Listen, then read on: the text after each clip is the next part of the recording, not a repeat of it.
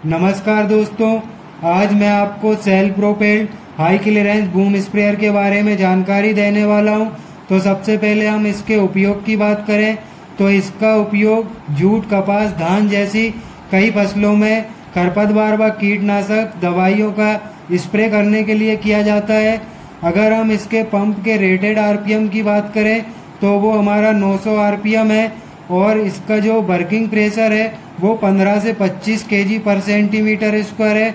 अगर हम इसके इंजन के फील्ड आरपीएम की बात करते हैं तो वो 3000 आरपीएम है और इसका जो ग्राउंड क्लियरेंस दिया है वो हमारा 1030 mm है। ये हमारा 4 व्हील ड्राइव मशीन है। इसमें पावर स्टीयरिंग भी दिया हुआ है जिससे इसको कम से कम जगह में मोड़ा जा सकता है और ये हमारा जो है सेल्फ प्रोपेल्ड मशीन है। तो सबसे पहले हम बूम स्प्रेयर के मुख्य पार्ट्स के बारे में जान लेते हैं कि इसमें कौन कौन से पार्ट्स यूज किए गए हैं। तो सबसे पहले आगे आपको ये दिख रहा होगा, ये स्टेनलेस स्टील का यहाँ पे एक बूम लगा हुआ है। इस बूम के ऊपर नोजल फिट है। तो स्प्रे नोजल इसमें दो टाइप की लगी हुई है, एक फ्लड फैन और एक हॉलोकॉन टाइप की इसमें नोजल लगी हुई है। तो आपको क्रॉप के हिसाब से सिलेक्शन करना है कि आपको किस नोजल का यूज करना है। इन तीनों बूम्स में जो नोजल है हमारी 25 नोजल लगी हुई है। इस बूम की जो चौड़ाई है 8 मीटर चौड़ाई है। एक साथ में ये 8 मीटर एरिया को कवर करता है। बूम के साथ में आपको हॉज पाइप भी दिख रहे होंगे। इसमें तीनों बूम के लिए अलग अलग हॉज पाइप है जो कि यहाँ पे कंट्रोल सिस्टम से आए हुए हैं। यहाँ पे आपको दिख रहा होगा ये न्यूमेटिक हाइड्रोलिक सिलेंडर लगा हुआ है। एक हमारा लेफ्ट साइड में लगा हुआ है, सेकेंड यहाँ पे आपको दिख रहा होगा राइट में भी एक लगा हुआ है और एक सेंटर में लगा हुआ है। यह न्यूमेटिक हाइड्रोलिक सिलेंडर को आप एयर हाइड्रोलिक सिलेंडर भी बोल सकते हैं। तो सेंटर में जो आपका सिलेंडर है इससे क्या करते हैं, जो बूम है इस बूम को अप डाउन करने के लिए यूज किया जाता है। और साइड वाली जो सिलेंडर आपको दिख रही है उस सिलेंडर से क्या करते हैं, जब हम ट्रांसपोर्ट करते हैं स्प्रेयर को तब इन बूम को फोल्ड किया जाता है। यहाँ पे देख रहे होंगे आप ऊपर में यहाँ पे कैनोपी भी लगा हुआ है। कैनोपी के ऊपर ही यहाँ पे ये फील्ड वर्किंग एलईडी लाइट लगी हुई है दो। फिर यहाँ पे आपको ये टायर दिख रहे होंगे। इसमें जो है टायर 120, 90, 26 का टायर दिया हुआ है। टायर यहाँ पे दिख रहे होंगे आपको बहुत ही पतले हैं जिससे कि फसल का नुकसान ना हो। साथ में ही टायर के सामने यहाँ पे क्रॉप डिवाइडर लगा हुआ है। इस क्रॉप डिवाइडर से क्रॉप को साइड में हटा दिया जाता है ताकि वो टायर के नीचे ना आए। साथ में यहाँ ऊपर चढ़ने के लिए एक सीढ़ी भी लगी हुई है। यहाँ पे एक आपको डीजल टैंक दिख रहा होगा। 22 लीटर की कैपेसिटी है इस डीजल टैंक की। साथ में यहाँ पे एक इंजन को स्टार्ट करने के लिए बैटरी दी हुई है। 12 वोल्ट 45 एम्पियर की बैटरी है। साथ में यहाँ पे आपको इंटरकूलर दिख रहा होगा। ये इंटरकूलर जो है ऑयल को ठंडा करने के लिए है। उसी के पीछे रेडिएटर लगा हुआ है इंजन का। फिर यहाँ पे आपको दिख रहा होगा एक हाइड्रोलिक मोटर लगी हुई है। हाइड्रोलिक मोटर के साथ में ही उधर में गेयर टाइप का हाइड्रोलिक पंप लगा हुआ है जो कि मोटर को रोटेट कराता है। इस मोटर से जो पावर है हमारी वो यहाँ पे इस ट्रांसमिशन या इसमें गियर बॉक्स में आता है। इस गियर बॉक्स से आपको दिख रहा होगा एक शाफ्ट निकल रही है। वो शाफ्ट हमारी फ्रंट व्हील के लिए गई हुई है। यहाँ पे फ्रंट व्हील में बीच साइड जो एक्सल है हमारा वहाँ पे डिफरेंशियल सिस्टम लगा हुआ है जो कि दोनों व्हील को बराबर पावर देता है। इसी तरह पीछे की साइड में जो यहाँ पे डिफरेंशियल दिया हुआ है। तो हमारा जो स्प्रेयर है इसमें चारों व्हील में पावर जाती है। साथ में ही जब हम स्टीयरिंग से टर्न करते हैं मशीन को तो चारों व्हील एक साथ टर्न होते हैं। तो उसके लिए यहाँ पे देख रहे होंगे आप double acting double connecting steering cylinder लगे हुए हैं। एक यहाँ पीछे भी लगा हुआ है और एक आगे भी हमारा लगा हुआ है। तो जब हम स्टीयरिंग को यहाँ पे रोटेट कराते हैं तो फ्रंट व्हील जब रोटेट होंगे तो उसी के पीछे हमारे रियर व्हील भी एक लाइन में रोटेट होते हैं। इसका जो टर्निंग रेडियस है 5 से 6 मीटर में ये टर्न हो जाता है। ये इंजन का बोनट दिख रहा होगा। पीछे एक कवर लगा हुआ है। यहाँ पे म्यांमार का इंजन लगा हुआ है जो कि 25 HP का है। इसी इंजन से हम चारों व्हील को ड्राइव देते हैं। और यहाँ पे एक आपको दिख रहा होगा स्प्रे पंप लगा हुआ है, ये प्लंजर टाइप स्प्रे पंप है।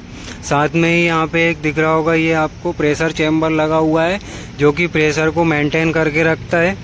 यहाँ पे एक देख रहे हैं आप, यहाँ पे एक प्रेशर गेज लगा हुआ है। साथ में आपको यहाँ पे केमिकल टैंक दिख रहा होगा। इस टैंक की कैपेसिटी जो 500 लीटर की है।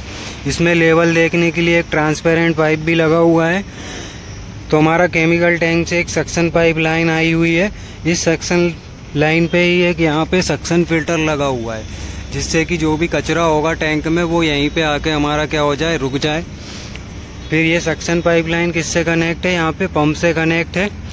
फिर पंप से डिस्चार्ज जो है हमारा कहाँ पे जाता है, आगे एक कंट्रोलर लगा हुआ है, तो वो कंट्रोलर से ही हमारे इस बूम को डिस्चार्ज पाइपलाइन को कनेक्ट किया जाता है।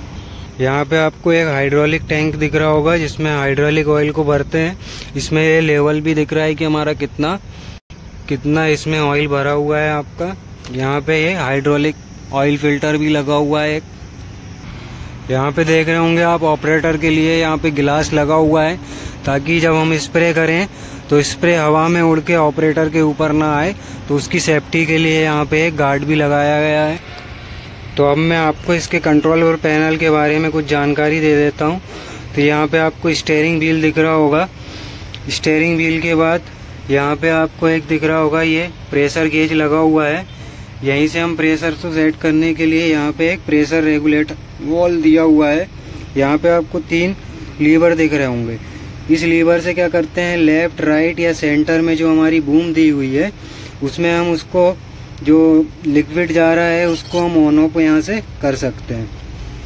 फिर साइड में आपको एक स्विच दिख रही होगी, ये बूम को अप डाउन करने के लिए एक स्विच दिया हुआ है इसमें। साथ में यहाँ पे भी एक स्विच दी हुई है, ये बूम को यहाँ पे ओपन क्लोज करने के लिए है। मतलब यहाँ तो आप ट्रांसपोर्ट कर रहे हो तो इसको फोल्ड करने के लिए है, और अगर आप फील्ड में चला रहे हो तो आप उसको ओपन कर दोगे। उसके लिए लेफ्ट के लिए अलग स्विच है और राइट के लिए यहाँ पे एक अलग स्विच दी हुई है। साथ में यहाँ पे एक स्विच दिख रही होगी आपको, ये जब हम मशीन चला रहे होते, जब हमको फील्ड में स्प्रे करना होता है तो उस टाइम पे इस स्विच को ऑपरेट करने से हमारा पंप भी चलने लगेगा। साथ में यहाँ पे आपको दिख रहा होगा, ये एक प्रिपेयर इंडिकेटर है। यहाँ पे एक चार्जिंग इंडिकेटर है बैटरी का। यहाँ पे ऑयल प्रेशर, ये हमारा कूलेंट टेम्परेचर के लिए एक, यहाँ पे एक स्विच दिख रही होगी, ये फील्ड वर्किंग लाइट को ऑन ऑफ करने के लिए दिया हुआ है। इसमें एक जीपीएस भी यहाँ पे दिख रहा होगा, जीपीएस भी लगा है। यहाँ पर एक अलग से भी स्विच दिया हुआ है। पंप के अलावा अगर आप ब्रॉडकास्टिंग या फर्टिलाइजर के लिए कुछ यूज करते हो तो उसको ऑन ऑफ करने के लिए भी यहाँ पे एक स्विच दिया हुआ है। साथ में यहाँ पे हम की लगा के मशीन को ऑन करने के लिए और फिर स्टार्ट करने के लिए हम इसका यूज करते हैं। तो ये हमारी स्टार्टिंग स्विच है। यहाँ पे एक ब्रेक पैडल दिख रहा होगा आपको, ये ब्रेक पैडल है। साथ में यहाँ पे एक ये वाला जो है पार्किंग लीवर भी इसमें लगा हुआ है। फिर यहाँ पे एक आपको गियर लीवर दिख रहा होगा।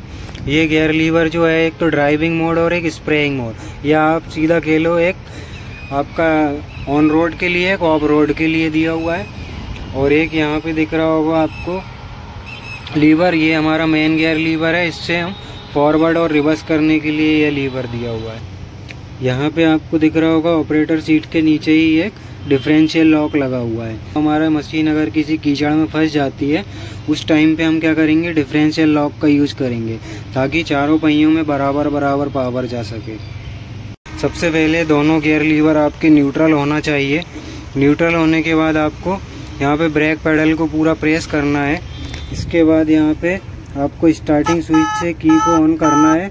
ऑन करने के बाद आपको इंजन को स्टार्ट करना है। स्टार्ट करने के बाद आपको यहाँ पे दिखा देता हूँ कि ये वाला जो है, इससे देखो आपकी बूम जो है यहाँ पे अप हो रही है।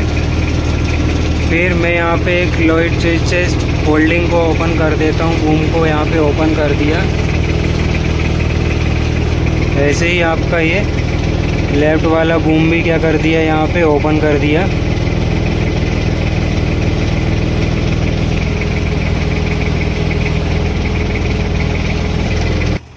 तो देखिए जैसे ही हमने स्विच को ऑपरेट किया तो लेफ़्ट राइट की जो बूम है दोनों ही ओपन हो गई है। तो अब मैं आपको इसको चला के दिखा देता हूँ। तो फील्ड में जो है हम इसकी स्पीड 3 से 4 किलोमीटर पर आवर की रखेंगे और रोड पे जो इसकी स्पीड मिलती है वो हमको 12 से 13 किलोमीटर पर आवर की स्पीड मिल जाती है। तो दोस्तों वीडियो कैसा लगा कमेंट्स बॉक्स में ज़रूर बताएं और ज़्यादा से ज़्यादा शेयर करें ताकि ज़्यादा से ज़्यादा लोग इस मशीन के बारे में जान सकें।